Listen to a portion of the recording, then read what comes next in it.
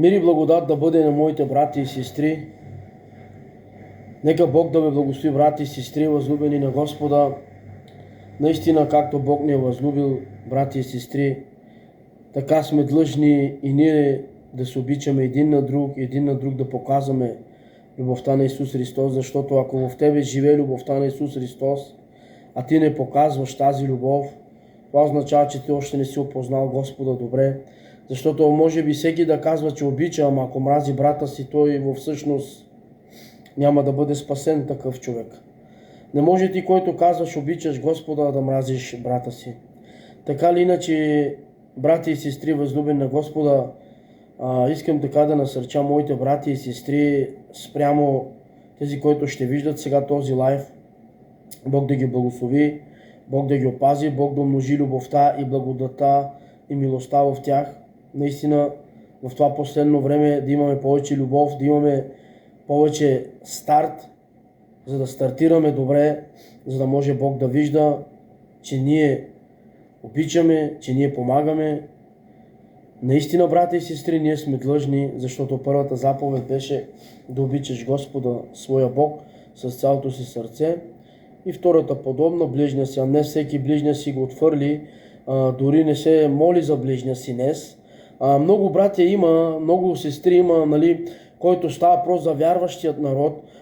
Ако примерно някой е болен и те забравят да се молят дори за братята си, те забравят дори да се молят, че брат им е болен. И по това разбираме, че любовта е изтинала, по това виждаме, че любовта изчезва. И аз искам да ви казвам, че не се очудвам, защото последно време Христос казва, че последно време на мнозина любовта ще отхланне. Но искам да ви казвам, брати и сестри, не дейте да оставате Сатана да отграби любовта ви, да отграби радостта ви.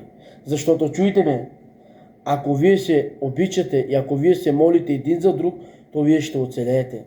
Защото казва Словото, Бог Исус Христос казва в Словото си, молете се един за друг, за да оцелеете. Ако става прост, ние християните вече не се молиме един за друг, колкото повече света ще се моли за нас. Светът още не е познал Господа, но искам да ви казвам, че християните вече са станали по-лоши дори от света. И сега искам да ви казвам, да ви дам един пример с едно цвете, които са духовни, те ще ме разберат за какво става въпрос. Искам да споделя с всички вас, които ще виждат този лайв. Някой може да пише, някой може да говори. Аз ще гледам после коментарите и може да ви отговарям. Но нека Бог да ви благослови, но искам да дам пример с едно цвете. Сега, брати и сестри, ако едно цвете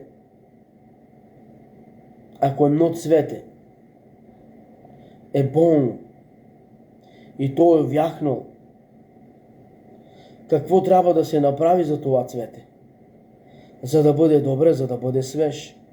От какво се нуждае това цвете?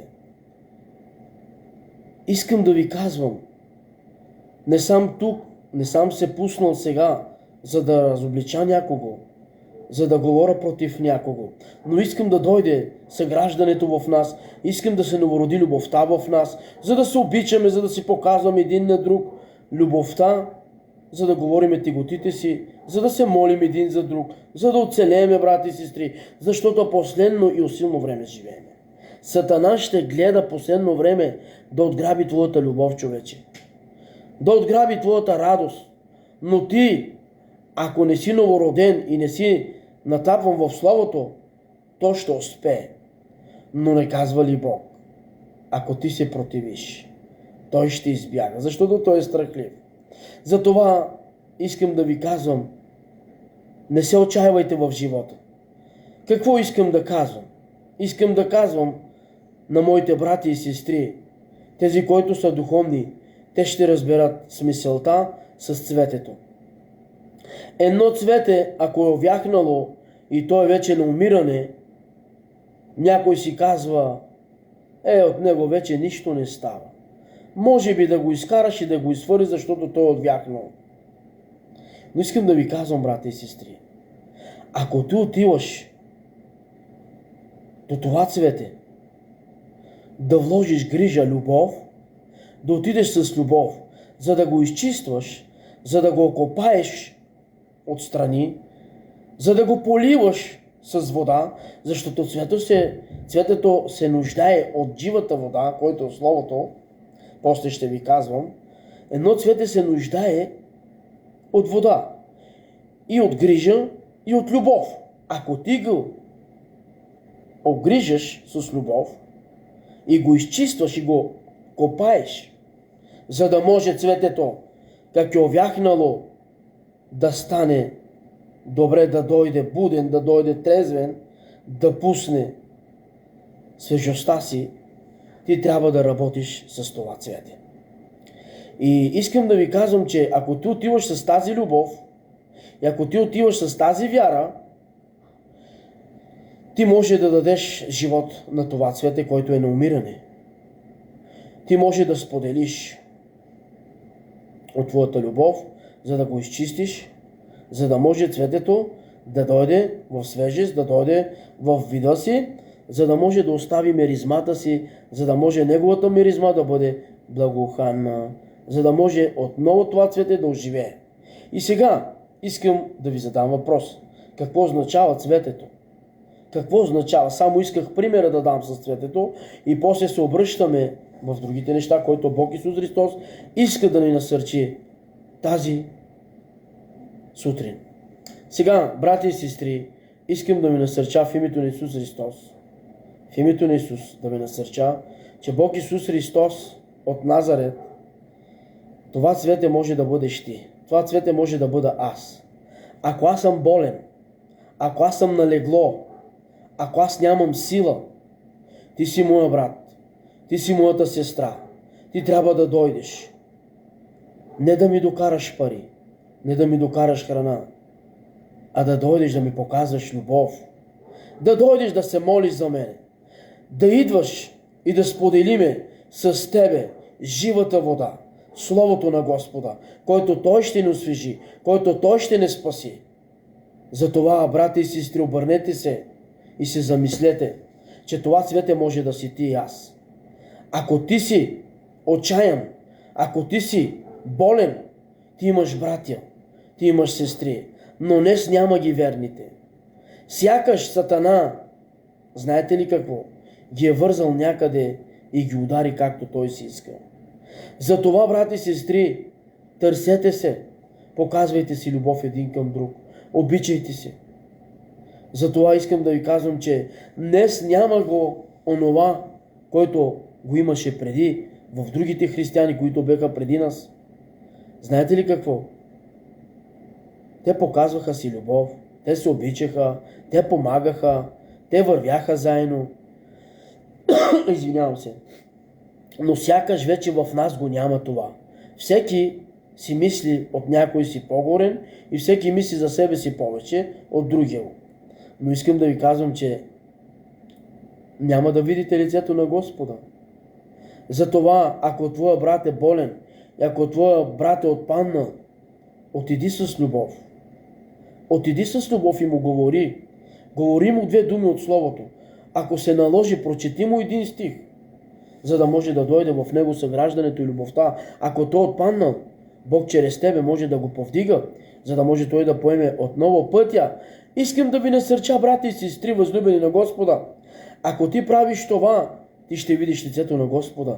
Защото чуйте, такъв човек, който е опаднал, такъв човек, който е вече болен и той може, когато ти отиваш с любов, когато ти отиваш с хваление, когато пееш, когато показваш любовта, и този човек може да се съживи, в него може да дойде вярата, която той е изгубил и може той да остави отново да предостави меризмата си пред Господа. Той отново да показва любовта. Той отново, да обича, отново да прави делата. Ние сме хората, които трябва да отидеме и да показваме любов на нашите братя, тези, които са отпаднали, тези, които са болни, тези, които са налегла. Става просто от нашите брати и сестри. А днес какво става с християните? Ако брат ти е болен, ти дори не отиваш да го посетиш. Ако сестра ти е болна, ти дори не питаш за нея. Чакай, някъде има грешка. Но трябва да потърсиме грешката. И в кого е грешката? Грешката е в самите нас, защото не търсиме мъдрост и любов от Господа, не търсим от Словото, за да може Бог да ни го даде. Затова, брати и сестри, обичайте се, показвайте си любов един към друг, за да може един ден да видим лицето на Господа. За да може Бог да ни опознае по любовта. Защото Бог Исус Христос казва, всичко ще отпадне, но любовта ще остане. И ако ти нямаш тази любов, няма да видиш лицето на Господа. Затова ние трябва да си показваме любов, братя и сестри. Нека наистина Бог да ви благослови. Нека наистина да почваме да изработиме спасението си, за да показваме на нашите деца, на нашите семейства, на нашите роднини, на нашите близки и на църквата, че ние ги обичаме. Ако брат ти е болен, защо да не отидеш да го посетиш? Сега ще ви казвам нещо и ще спра. Знаете ли,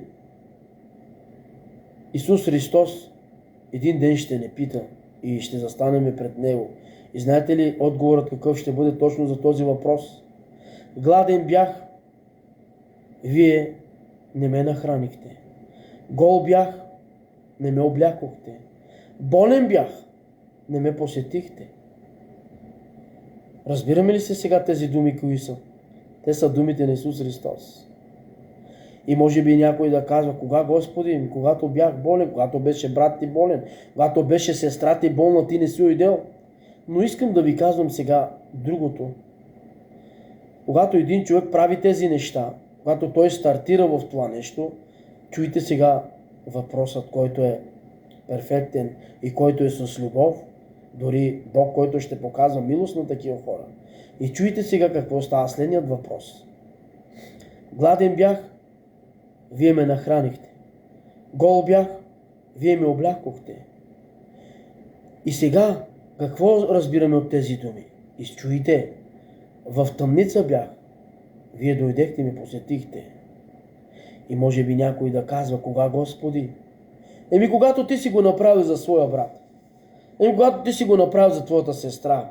Ако брат ти беше в легло и той беше болен и ти си го посетил, ти тогава си го направил на Господа.